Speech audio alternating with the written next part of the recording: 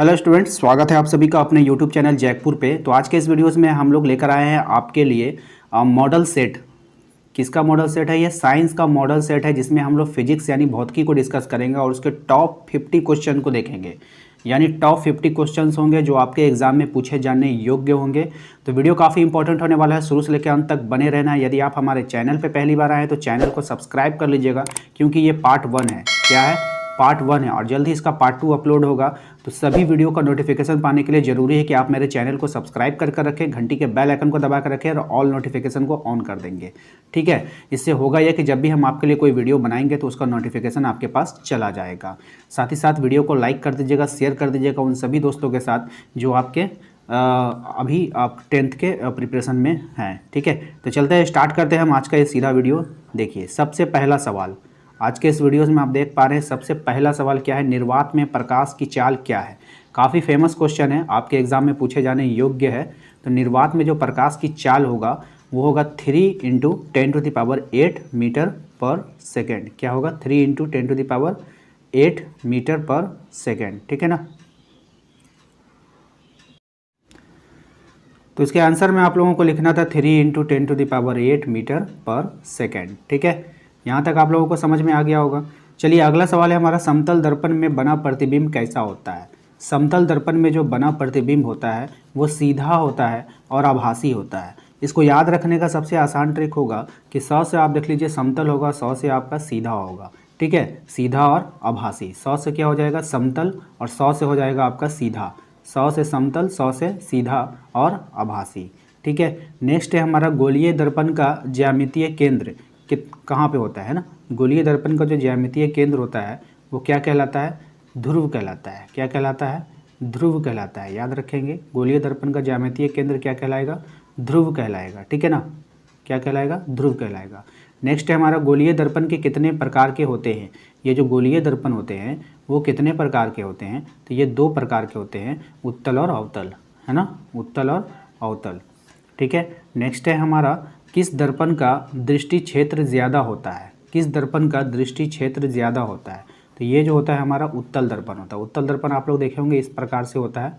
ठीक है, तो इसका दृष्टि क्षेत्र आप देखिए, आपका नज़र जब पड़ेगा इस पर तो आप देख रहे हैं इसका जो ये वाला एरिया है ये बड़ा है ना, बड़ा आपको लग रहा है। तो ये दृष्टि कहाँ पड़ेगा? यहीं पर पड़ेगा। अवतल दर्पण का देखिए, अवतल दर्पण इस प्रकार से होता है, बीच में पतला हो जाता है, इसका दृष्टि क्षेत्र कम हो जाएगा। ठीक है, तो नेक्स्ट हमारा जो सवाल था क्या था? गोलीय दर्पण के हो गया ये, किस दर्पण का दृष्टि क्षेत्र सबसे ज़्यादा होगा?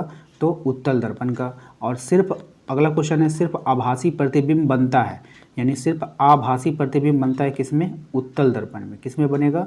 उत्तल दर्पण में। सिर्फ आभासी प्रतिबिंब बनता है उत्तल दर्पण में। ठीक है, याद रखिएगा, काफ़ी इंपॉर्टेंट रहेगा आपके लिए। अगला सवाल है हमारा कि लेंस की क्षमता P, लेंस की क्षमता P और उसकी फोकस दूरी f में क्या संबंध है? अगर संबंध पूछ रहा है तो इसका मतलब है सीधा सीधा कि आपसे फॉर्मूला पूछ रहा है ना। लेंस की क्षमता P में और f में क्या संबंध है? तो P बराबर होता है 1/f। P बराबर क्या होता है? 1/f होता है, यही इसका संबंध है। याद रखेंगे, काफ़ी इंपॉर्टेंट रहेगा। नेक्स्ट है हमारा, लेंस की क्षमता P और हो गया, फोकस दूरी में संबंध। लेंस का सूत्र क्या है? लेंस सूत्र आपको बताना है। तो लेंस सूत्र होता है 1/v - 1/u बराबर होता है 1/f। ये भी काफ़ी इंपॉर्टेंट है, याद रखिएगा। ठीक है, अगला सवाल है हमारा कि मोटर चालक के सामने कौन सा दर्पण लगा होता है? तो मोटर चालक जो होता है उसके सामने में कौन सा दर्पण लगा होता है? तो उत्तल दर्पण लगा होता है। ठीक है, इसके बाद हमारा अगला इंपॉर्टेंट सवाल है कि सोलर कुकर में किस दर्पण का प्रयोग होता है? तो सोलर कुकर में अवतल दर्पण का प्रयोग होता है। याद रखेंगे, इंपॉर्टेंट रहेगा। वाहनों के पश्च दृश्य में, यानी कि पीछे वाले दृश्य को देखने के लिए किस दर्पण का प्रयोग होता है? तो उत्तल दर्पण का प्रयोग होता है। अब वाहनों के अग्रदीपों में, अग्रदीप होता है मतलब उसका जो हेडलाइट होता है उसमें कौन सा दर्पण का प्रयोग होता है? तो अवतल दर्पण का प्रयोग होता है। अग्रदीप है ना, हेडलाइट जो होता है वाहनों में, उसमें कौन सा दर्पण लगा होता है? तो हेडलाइट में आपका अवतल दर्पण लगा होता है। उसके बाद है सौर भट्टी में प्रयोग होने वाला कौन सा दर्पण है? सौर भट्टी में प्रयोग होता है आपका अवतल दर्पण। ये भी इंपॉर्टेंट रहेगा आपके एग्जाम के लिए। ठीक है, अगला सवाल है हमारा कि दाढ़ी बनाने वाले दर्पण में कौन सा दर्पण का इस्तेमाल होता है? तो दाढ़ी बनाने वाले में 2 दर्पण का इस्तेमाल होगा, समतल भी और अवतल भी, दोनों याद रखिएगा। आपके यदि ऑप्शन में समतल होगा तो समतल को क्लिक करेंगे, यदि नहीं अवतल होगा तो अवतल को फाइंड करेंगे। ठीक है, नेक्स्ट है हमारा लेंस की क्षमता का मात्रक क्या होता है। काफ़ी फेमस क्वेश्चन है, आपके एग्जाम में बन सकता है। तो लेंस की क्षमता का जो मात्रक होता है वो डायोप्टर होता है, जिसको हम लोग डी से प्रदर्शित करते हैं। ठीक है, लेंस की आवर्धन का व्यंजक आपको बताना है। लेंस के आवर्धन का व्यंजक होता है m बराबर v बाय यू। याद रखिएगा, लेंस के आवर्धन का जो व्यंजक होता है, जो फॉर्मूला होता है, वो m बराबर v बाय यू होता है। याद रखेंगे। लेंस की कितनी वक्रता त्रिज्या होती है। लेंस की जो वक्रता त्रिज्या होती है वो 2 वक्रता त्रिज्या होती है। मानव नेत्र में वस्तु का प्रतिबिंब कहाँ बनता है, तो मानव नेत्र में वस्तु का प्रतिबिंब रेटिना पे बनता है। कहाँ बनता है, रेटिना पे बनता है। और ये बहुत फेमस क्वेश्चन है, बार बार एग्जाम में पूछा जाता है। मानव नेत्र के किस प्रकार के लेंस का उपयोग होता है। मानव नेत्र में किस प्रकार के लेंस का प्रयोग किया जाता है, तो उत्तल लेंस का प्रयोग होता है। मानव नेत्र में किस प्रकार का लेंस प्रयोग होता है, उत्तल लेंस का। मानव नेत्र की स्पष्ट दृष्टि की न्यूनतम दूरी कितनी होती है, तो न्यूनतम दूरी सीमा जो होती है उसकी 25 सेंटीमीटर होती है। और ये भी आपका फेमस क्वेश्चन है, याद रखिएगा। अगला सवाल है हमारा, मानव नेत्र में रंगीन भाग को क्या कहते हैं। मानव नेत्र के रंगीन भाग को कहते हैं परितारिका। मानव नेत्र का जो रंगीन भाग होता है उसको कहते हैं हम लोग परितारिका। निकट दृष्टि दोष दूर होता है अवतल लेंस के द्वारा, ठीक है, और दीर्घ दृष्टि दोष दूर होता है उत्तल लेंस के द्वारा। ठीक है, देखिए हम लोग याद करते हैं पहले उत्तल याद करते हैं, फिर अवतल याद करते हैं। ठीक है, लेकिन जब निकट दृष्टि दोष का बात किया जाएगा, निकट में हम लोग उत्तल ना लेकर के अवतल लेंस लेंगे। ठीक है, और दूर दृष्टि का बात करेगा तो उसमें उत्तल लेंगे, याद रहेगा। नेक्स्ट है हमारा जरा दूर दृष्टि में किसका प्रयोग होता है, तो जरा दूर दृष्टि में प्रयोग करते हैं हम लोग बाइफोकल लेंस का। किसका प्रयोग करते हैं, बाइफोकल लेंस का प्रयोग करते हैं। इसके बाद है हमारा अबिंदुकता दूर किया जाता है गोलीय लेंस के द्वारा। अबिंदुकता को दूर किया जाता है गोलीय लेंस के द्वारा। अगला सवाल है हमारा, आकाश का रंग नीला होता है किसके कारण, तो प्रकाश के प्रकीर्णन के कारण। आकाश का रंग नीला होता है किसके कारण, प्रकाश के प्रकीर्णन के कारण। ठीक है, ये क्वेश्चन भी आपका इंपॉर्टेंट था। तारे टिमटिमाने का क्या कारण है, तो प्रकाश का अपवर्तन। प्रकीर्णन अपवर्तन, इन दोनों में फ़र्क को अच्छे से समझ कर जाना है। ठीक है, आकाश का रंग जो नीला होगा वो प्रकाश के प्रकीर्णन के कारण होगा। प्रकाश प्रकीर्णन, देखिए इसमें भी प्र है, इसमें भी प्र है, तो जब भी देगा प्रकाश का प्रकीर्णन इस प्रकार से देगा। ठीक है, तारे टिमटिमाते हैं प्रकाश के अपवर्तन के कारण। ठीक है ना। कौन सा रंग प्रिज्म में अधिक विचलित होगा, यानी अधिक इधर उधर भागेगा, तो वो है बैगनी। और कौन सा रंग जो है प्रिज्म में कम विचलित होता है, तो लाल रंग जो है वो प्रिज्म में कम विचलित होता है। इसके बाद जो हमारा अगला सवाल है, विद्युत आवेश का मात्रक क्या है, तो कूलम होता है। विद्युत आवेश का मात्रक कूलम होता है, जिसको क्यू से दर्शाया जाता है।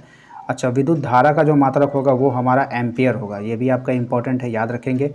विभव का मात्रक क्या होता है, तो वोल्ट होता है, यानी विभवांतर। विभव का मात्रक क्या होता है, विभवांतर यानी वोल्ट, जिसको भी से प्रदर्शित किया जाता है। प्रतिरोध का मात्रक क्या होता है, प्रतिरोध का मात्रक हमारा ओम होता है। प्रतिरोधकता का मात्रक क्या होता है, तो ओम मीटर होता है। दोनों में डिफरेंस है, याद रखिएगा। प्रतिरोध है और प्रतिरोधकता है। प्रतिरोध का बोलेगा तो ओम, और प्रतिरोधकता का मात्रक पूछेगा तो ओम मीटर हो जाएगा।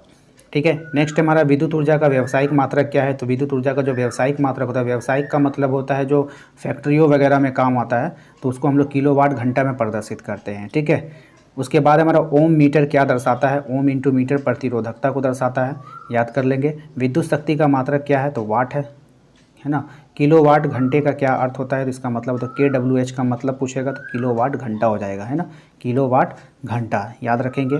विद्युत परिपथ में अमीटर को किस क्रम में जोड़ा रखा जाता है, तो श्रेणी क्रम में जोड़ा जाता है, याद रखिएगा। विद्युत परिपथ में वोल्ट मीटर को किस क्रम में जोड़ा जाता है, तो समानांतर क्रम में जोड़ा जाता है।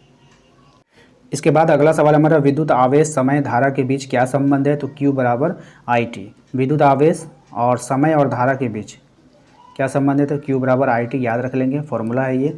ठीक है, ये जो आपको दिया गया है जिगजैग, इसको क्या किस चीज़ का चिन्ह है, तो ये प्रतिरोध का चिन्ह है, याद रखिएगा। 1 वोल्ट किसके बराबर होता है, तो 1 जूल बाय 1 कूलम के बराबर होगा। 1 ओम किसके बराबर होगा, तो 1 ओम 1 वोल्ट और बाय 1 एम्पियर के बराबर होगा। ठीक है, नेक्स्ट है हमारा, VIR के बीच क्या संबंध है। ये जो फॉर्मूला है वोल्ट और धारा और प्रतिरोध, इसके बीच संबंध बताना है, तो V बराबर IR होता है। ठीक है, याद रखिएगा इसको। नेक्स्ट है हमारा, विद्युत धारा उत्पन्न करने वाली युक्ति क्या कहलाती है, तो विद्युत धारा उत्पन्न करने वाली युक्ति को जनित्र कहते हैं। ठीक है, तो इसको कैसे याद रखिएगा, जैसे आप लोग जनरेटर का नाम सुने होंगे, तो जनरेटर से क्या होता है, विद्युत धारा उत्पन्न होती है, तो इस प्रकार से आपको इसका नाम याद रहेगा, जनित्र। भूसंपर्क तार का क्या कार्य होता है, तो झटका से बचाता है। भूसंपर्क तार जो हम लोग अर्थ बोलते हैं, जो ज़मीन के अंदर गाड़ा जाता है, वो क्या करती है, झटका से बचाता है। झटका से इसलिए बचाता है, यदि आपका मेन लाइन में करंट आएगा तो ये क्या करेगा, ट्रांसफ़र करके ज़मीन के अंदर भेज देगा, है ना। नेक्स्ट है हमारा चुंबकीय क्षेत्र की इकाई क्या है। चुंबकीय क्षेत्र की इकाई टेस्ला होता है। चुंबकीय क्षेत्र का फ्लक्स का मात्रक आपको बताना है। चुंबकीय, देखिए ये है चुंबकीय क्षेत्र है और ये है चुंबकीय फ्लक्स। फ्लक्स का होता है वेबर और चुंबकीय क्षेत्र का होता है टेस्ला। ठीक है, याद रखेंगे। दिष्ट धारा की आवृत्ति क्या होती है। दिष्ट धारा की आवृत्ति जो होती है वो शून्य होती है। प्रत्यावर्ती धारा की आवृत्ति क्या होती है, 50 हर्ट्ज होता है। याद रखेंगे। घरेलू परिपथ में कौन सी धारा प्रभावित होती है, ये आपका इंपॉर्टेंट है, इसको हम लोग बोलेंगे प्रत्यावर्ती धारा। ठीक है, AC। उसके बाद है हमारा वह उपकरण जो परिपथ में विद्युत धारा की उपस्थिति को दर्शाता है, उसको हम लोग बोलते हैं गैल्वेनोमीटर। यानी परिपथ में करंट बह रहा है कि नहीं बह रहा है, उस मीटर को क्या कहते हैं, गैल्वेनोमीटर कहते हैं। ठीक है, गैल्वेनोमीटर किस क्रम में जोड़ा जाता है, तो गैल्वेनोमीटर श्रेणी क्रम में जोड़ा जाता है। शुष्क सेल का बटन, शुष्क सेल बटन सेल में कौन सी धारा प्रभावित होती है, तो डिस्ट धारा यानी कि DC प्रभावित होती है। तो बैटरियों में हमेशा क्या होता है, DC होता है ना। बैटरियों में कौन सी धारा बहती है, DC धारा बहती है। तो उम्मीद करते हैं कि आपको आज का ये वीडियो अच्छा लगा है। वीडियो अच्छा लगा है तो वीडियो को लाइक कर देंगे। चैनल पे यदि पहली बार आए थे तो चैनल को सब्सक्राइब कर लेंगे, घंटी के बेल आइकन को दबा देंगे। और यदि इसका आप लोगों को PDF चाहिए या इसका क्वेश्चन चाहिए आप लोगों को, तो आप लोग हमारे टेलीग्राम चैनल पे चले जाइए। ठीक है, वहाँ पर मैं इसको डाल दूंगा। टेलीग्राम चैनल है तो उसको आप जो ज्वाइन जरूर कर लीजिएगा। ठीक है, या नहीं तो आप टेलीग्राम पर सर्च करेंगे JACPUR, यहाँ पे @ दे दीजिएगा, @जैकपुर स्टडी STUDY। सेम DP आपका लगा हुआ होगा झारखंड स्कूल स्टडी के नाम से, सेम DP आपका होगा, वहाँ पर आप उसको ज्वाइन कर लीजिएगा। वहाँ पर आज जो है इसका PDF डाल दिया जाएगा। ठीक है, तो वहाँ पर जाके आप इसको ले सकते हैं। Thank you.